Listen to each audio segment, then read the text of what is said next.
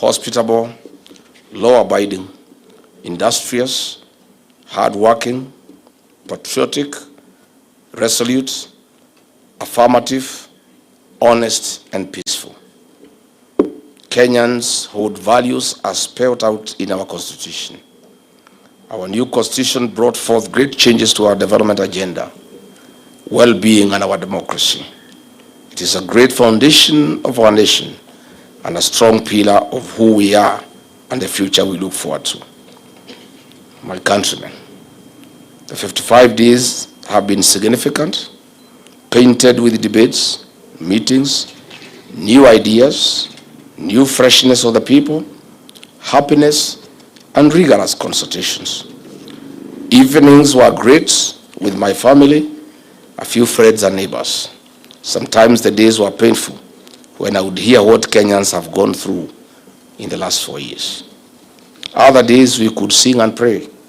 Other days I would just sit alone and reflect too much into the past, present, and the future.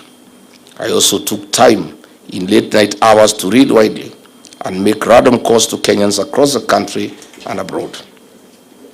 My countrymen, the last time I made this journey to Wamunyoro for consultations, I took the advice given by the people. They instructed me to form a vehicle and a listening tool, a political party that listens to them. They further instructed me to look for allies from across the country. Out of that conversation then came the democracy of the Citizens Party and the many allies I now have: my cousins, my in-laws, my brothers and my sisters. We are now a family, the United Alternative Government of Kenya. It is for this reason that in the last 16 months, the DCP party has since become a permanent fixture in the national conversation and the journey to liberate our republic. I can confirm today that the future is indeed green. Ladies and gentlemen, we all know that in 351 days, on the 10th of August 2027, less than a year from today, we shall go to the general election to elect a listening president and caring leaders. What we have now, a majority are boisterous, callous, dictatorial, and they have itchy fingers. Kenyans who visited me told me that the final stretch of the race is upon us, and once again, as a leader, I needed the people to guide me. I needed to hear their expectations, what they wanted the United Alternative Government to become, what they wanted to see from us, and when we finally remove this government, what the next government must do. Delegations of clergy, political leaders, elders, aspirants, professionals, youth, women, retired civil servants, serving civil servants, members of the civil society, grassroots and opinion leaders from every corner of our country came to visit me and discuss a wide range of national issues. Allow me to begin with the pain points and the frustrations that the people of Kenya reported to me. These are tough issues facing our people. On the education sector in our country, the people told me that they are completely crushed and the gains made over the years have been eroded in a record 3 years. Kenyans told me they need the next administration to bring back better free primary education and secondary education. They want free TVET education and a university financing model that works and is responsive to our people. On agriculture, Kenyans are worried whether agriculture is still the backbone of our economy. They are worried about the rising cost of food and farm inputs, failed agricultural value chains, state-sponsored destruction of our cash crops like tea, coffee, pyrethrum, sugarcane, cotton, among others. Kenyans want the agriculture back. Our cooperative movement in the country have mobilized over 1.2 trillion Kenya shillings in deposits. That is their money, their savings. They do not want this regime to touch even a coin. They do not want their assets to be sold to a select cabal of political businessmen, but to members of the cooperative movement that represent the true face of hard-working, honest Kenyans. On healthcare, Kenyans from across the country confirmed that our nation's healthcare system is broken. Kenyans want drugs in hospitals. Kenyans told me that they need the next administration to sweep clean the healthcare sector in our country. Access to healthcare is more than just the SHA registration. We must align and implement 6 building blocks of having effective service delivery, a motivated health workforce at county and national level, health information systems that are priced fairly, access to essential medicines and technology, robust health financing models, and most importantly, servant leadership and good governance. The security of our nation remains a great concern for Kenyans. The people told me they cannot understand how a police vehicle can be used to ferry goons. They have never seen in history where criminals operate hand in hand with the police. Kenyans want the goon culture in their country swept out once and for all. On abductions, extrajudicial killings, Kenyans told me that they know the state is funding goons and death squads to terrorize their own citizens. Kenyans told me that none of this should be allowed to pass without consequence. Someone must pay, not just for the crimes done today, but for posterity. We need to do it so that every government that comes after this one understand in its bones that to walk this violent path is to invite a personal reckoning. Just to be clear, when Kenyans said consequences, they didn't just mean for the foot soldiers who pulled the trigger or drove the vehicles. They mean the ones who sat in comfortable offices, coordinated and signed off and declared war on their own people, and they must start trial. They must be prosecuted. They must be convicted. They must serve as an example to all. The people of Kenya are crying for justice. This is the bare minimum for the United Alternative Government once we get into power on 10th August 2027. Kenyans told me that this government, which came to power on the claim that it was God-fearing, has allowed churches to become a target of violence. Goons, rogue police officers, and death squads launch attacks on places of worship with impunity. Kenyans saw this violence in churches in Mweki, Kariobangi, Gatodo South, and most recently, ACK Cathedral in Nairobi and Kisumu, and of course, the ACK Wetima Church in Othaya. Kenyans want the church to be off violence from the state. On the economy, various professional bodies brought in their views on the state of our economy.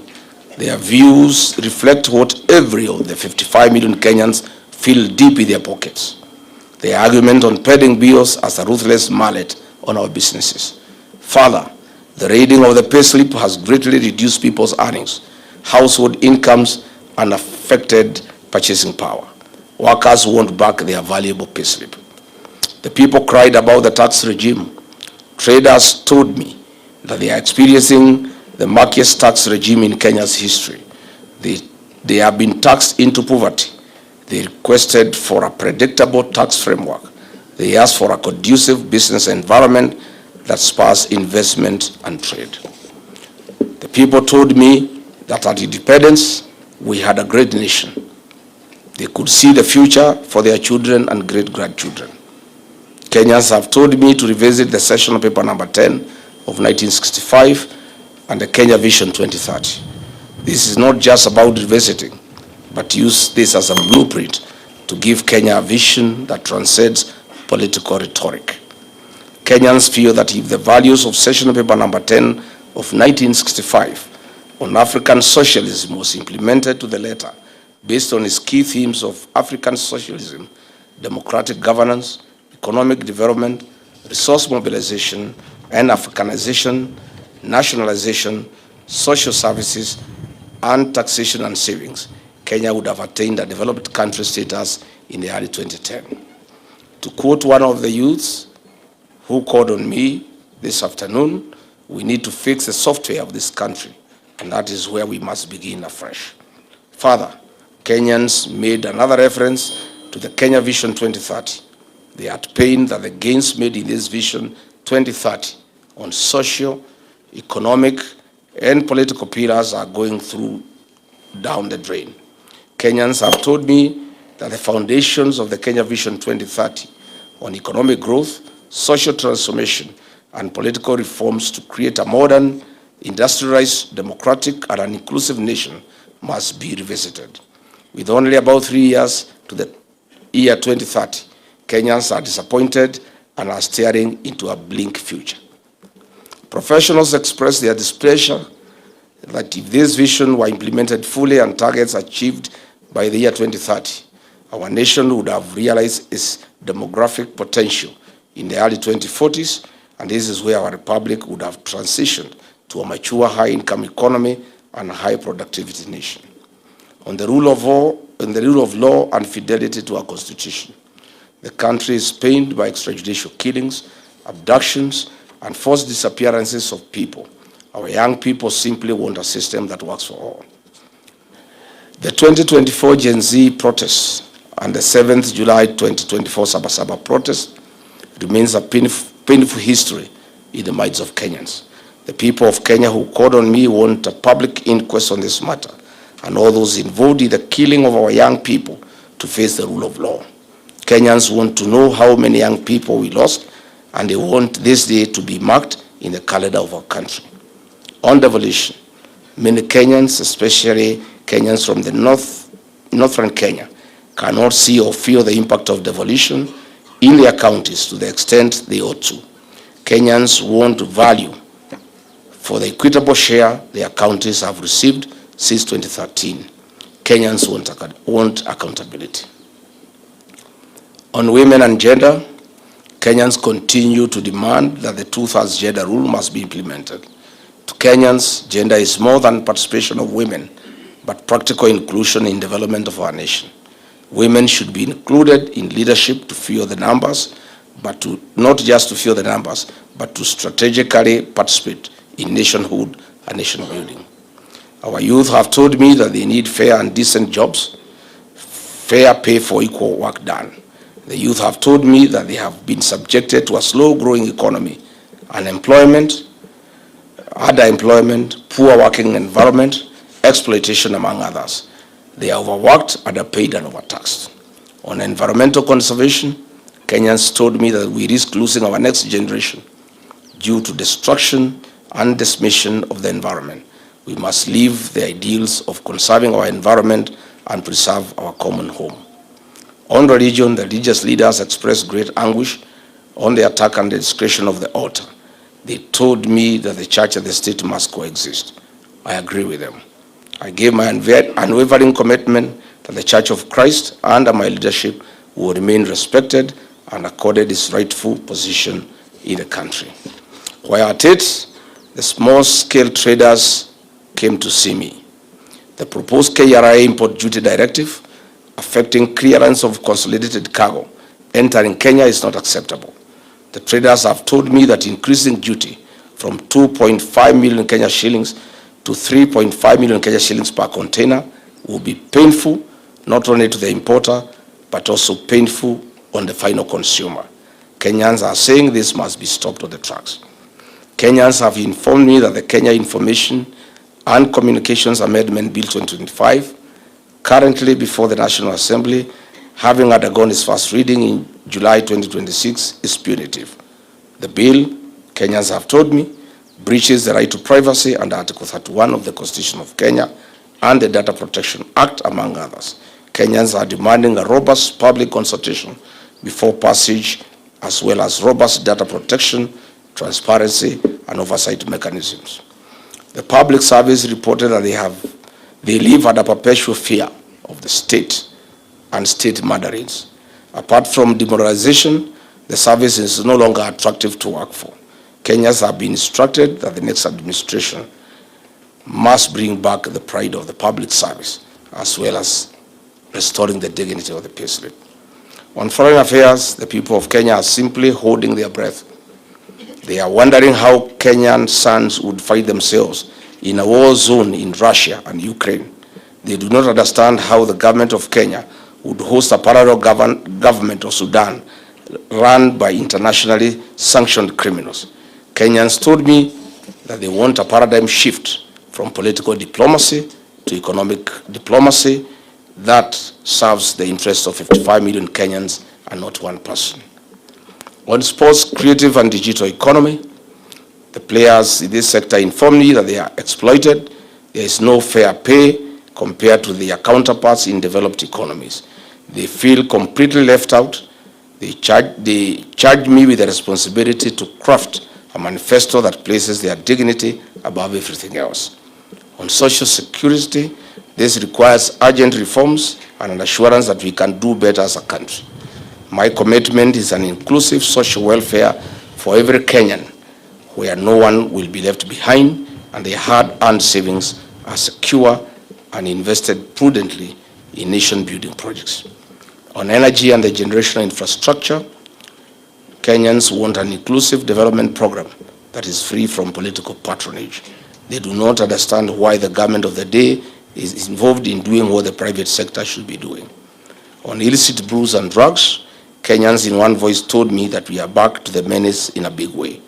The progress we had made when I served as deputy president has been eroded. Our children, our young people are dying. There are funerals everywhere. I have clear instructions from Kenyans that this menace must be a top priority by the next government. We must protect Kenyan population from extinction. On the sale of public assets, Kenyans have told me that this is wrong. What is more annoying is the impunity and the manner in which it's being done. The people of Kenya have clear instructions that strategic public assets that have been sold must be brought back to the people of Kenya when we form the next government. Kenyans have asked me to develop a policy paper on all sectors and present a blueprint to them for validation. This will be done once I'm back from the United States of America, where I'm traveling later in the week. I'll present my blueprint based on what the people of Kenya want. Overall, the people told me that the covenant with the executive was broken and the promises made therein remain unfulfilled to date. Dear Kenyans and my countrymen, I have heard the people from the South Rift. They were abandoned by their leaders immediately after the elections, a cycle that has always recurred. The promises of development that they were given have never been delivered. Their community land is being grabbed in broad daylight by people who fear no consequence because of their connection to State House. We discussed this and many other issues in that region. From the Nairobi City County, leaders, aspirants, professionals, and businessmen all agreed that our capital city is in ruins. The streets have become rivers because no work has been done on drainage. Children are packed into classrooms so congested that no learning can take place. Families and businesses watch bulldozers flatten their homes and their places of work in targeted inhuman demolitions. Goons and killer squads are in the streets and in the estates. The police who should be protecting the people are too busy serving as bodyguards to these criminal elements as they wage a war against the people of Kenya. From the Maa Nation, elders, leaders, and aspirants told me how they are watching as their land is being stolen by the president and his cronies. They are in pain because when their people have stood to protect what is theirs, many have been shot. Land theft and police violence rage across their counties. From the coast, elders and senior leaders told me of their challenges at the port of Mombasa, the key to the coastal economy. It has been mismanaged and used to disadvantage the local population. Ranches are being seized at gunpoint. Minerals are being carted away, but the local communities see no returns. The drug epidemic is back. I spearheaded this fight as deputy president, but the gains have been lost. Drug dealers have been welcomed into the highest decision-making table, including sitting in the cabinet. This disease is devouring the youth at the coast. From northern Kenya, leaders, professionals, and concerned citizens told me of the absentee leaders who do nothing to combat the underdevelopment and entrenched poverty. Devolution, the promise that was supposed to bring government to their people, has instead seen resources disappear with little to show for it. The drought still comes, the water has still not come. For the western and western regions, the people reached out to me. They decry the sugar sector crisis, the reclassification of VAT increases cost of transporting sugar to the factories. The sale and leasing of sugar factories to private sector does not benefit only farmers, but the cabal that is hell-bent on pursuing selfish gains at the expense of 55 million Kenyans. For the North Rift, the people collectively spoke about the menace of banditry, cattle rustling, and the crop failure that has been experienced in the region. That warlords of violence are now eating in government, but the problems still remain. For the people of Mount Kenya region, I've heard your voice of unity. This will be done. We are one people and one nation. For the members of the fourth estate, they decried state harassment and curtailment of their freedoms that are enshrined in the Constitution. The media wants to be left free as espoused in our Constitution. This is only a sample of the discussions that I was having here in Wamunyoro. Just a small fraction. There is much more. The work before us, which is required to liberate this republic and save our people, is truly significant. Fellow countrymen, each day when the delegations left and Wamunyoro was quiet, I was left alone with the weight of their words. That weight was very heavy on my shoulders. I have said this before and I'll keep saying it so that Kenyan people know that I have not forgotten. I helped bring this administration to power. I rallied my people, my resources, my networks, my energy, and my ability to move people to put this government into office. So, when I hear how you are suffering today, I hear it as a man who must answer for his party needs. Some have looked at how hard I worked to fight the excesses of this government. Some say it is out of bitterness. I think they are forgetting that I spoke up when I was still in office. Recall the Gen Z protests and the massacre that followed. I stood with our children when I was in office. Some people still say that I'm speaking because I'm no longer in government. The naysayers are all wrong. So let me be clear once and for all about what drives me. I do what I do because I have a responsibility to do it. Where I come from, when your heart causes harm, even the harm you never intended, you cannot walk away. You do not make excuses. You apologize and then you do whatever is within your power to make it right.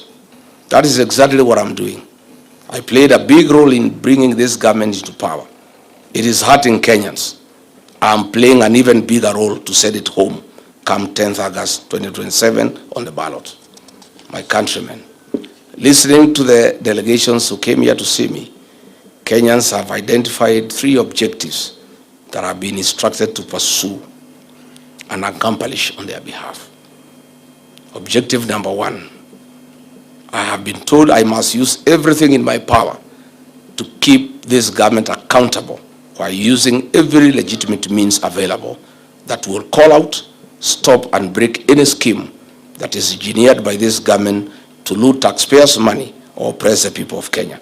This, I promise, I will do day and night.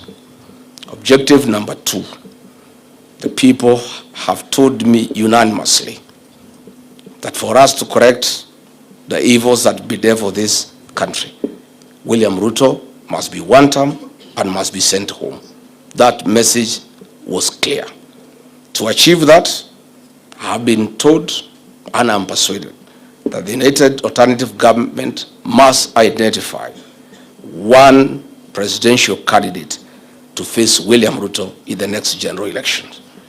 Kenyans have made it very clear that we cannot gamble or take any risk that might bring William Ruto back. Kenyans are persuaded that we must do whatever it takes, including sacrificing our own personal political ambition, to identify one single presidential candidate. This is the only way to set this brutal regime home. One way and one round on 10th August 2027. I have been so persuaded. Objective number 3, Kenyans have told me that they have analyzed and decided that Rigathi Gachagua needs to be the preferred presidential candidate of the United Alternative Government 2027 general elections. Kenyans have instructed me to persuade my colleagues that I'm the best bet to guarantee a first round win. and that in their assessment I have the energy, I have the trust of the people, I have the leadership qualities, I have the experience, the infrastructure, the capacity, and the political network to deliver that victory. They have told me clearly that in the event that my colleagues persuade me otherwise, that I should not be the single presidential candidate. I should not in any way be the reason why the United Alternative Government should fail to have one single presidential candidate. In a nutshell, they have told me that in case I am not picked as the single presidential candidate, I and my supporters must back to a man, whoever is chosen to be the single presidential candidate. My countrymen, there comes a time in life when a patriot must make sacrifices for his nation. That time is now. As I leave Wamunyoro today, the road leads to only one place now. Forward to 2027. Forward to the liberation and restoration of our country's dignity, and forward to the Kenya you have been yearning and aspiring for. I'm ready to walk this road with you, and I stand ready to take on this fight. I assure you that the United Alternative Government is committed to ensuring fair, transparent, verifiable, credible, and democratic 2027 election and the liberation of the Kenyan nation and the restoration of the dignity of the Kenyan people. May God bless Kenya. May God help us liberate our great nation. I thank you.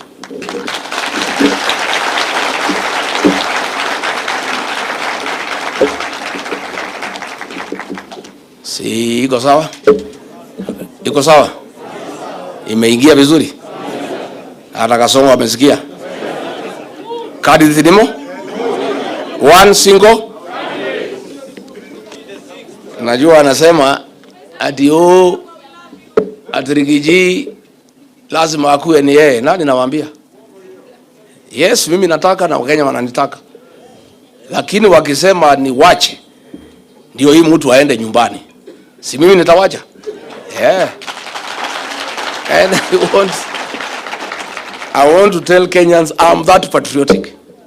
I'll make whatever sacrifice necessary for this country. And I want to tell Ruto, he has been saying I'm divisive. He doesn't know me well. You know, before he kicked me out, alikuwa amenidharau sana. He thought I'm just another villager. He was saying I have not gone to school, I have no experience, I have nothing. And in 2 weeks I will be forgotten. Today, he knows who Gachagua is. Let me tell him, he is saying I'm divisive. I want to assure the people of Kenya, I'll be the unifying factor in the identification of a single presidential candidate to face William Ruto. And my people here in the mountain have now told me that the consolidation of the mountain is complete. The mountain has even been enlarged with Mount Kenya South and Mount Kenya North. They have now told me not to preach to the converted anymore. They have told me to go out to Western Kenya, to Coast Province, to Rift Valley, to all corners of this country, and look for support for myself or whoever is picked as a single presidential candidate. So hapa mlimani nimewachia vijana wasukume. Si ndio? Si kazi imeisha. Yeah, you cannot go to fish in a basket. Hii watu ya mlima tayari tumemaliza. Na mlima sana ni kubwa.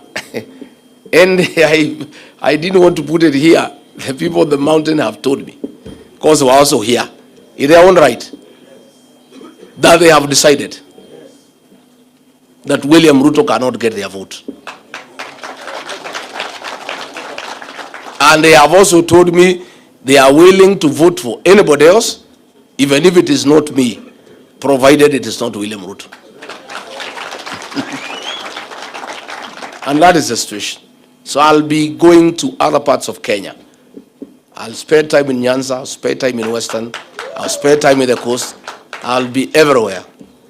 The work of consolidating the mountain, unifying it, is complete. There's nothing else to be done here.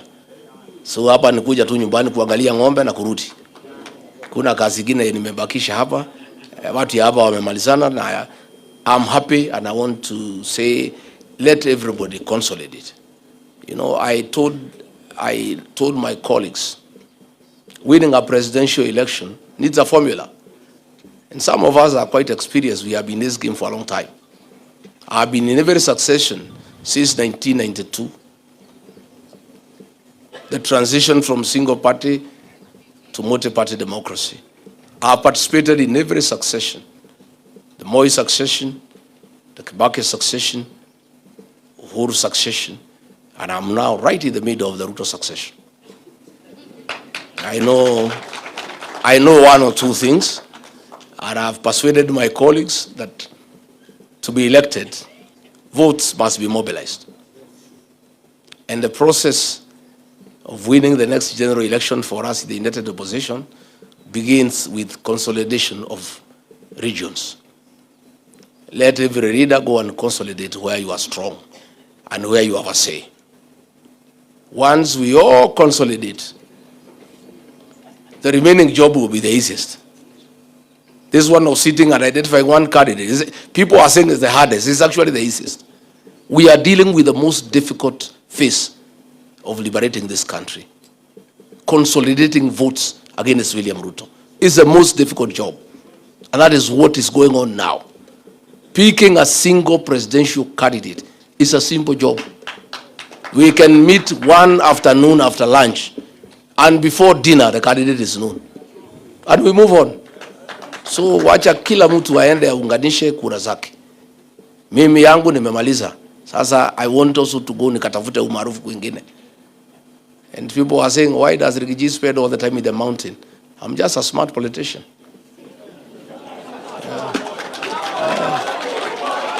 How do you go to ask for support elsewhere before you consolidate your own?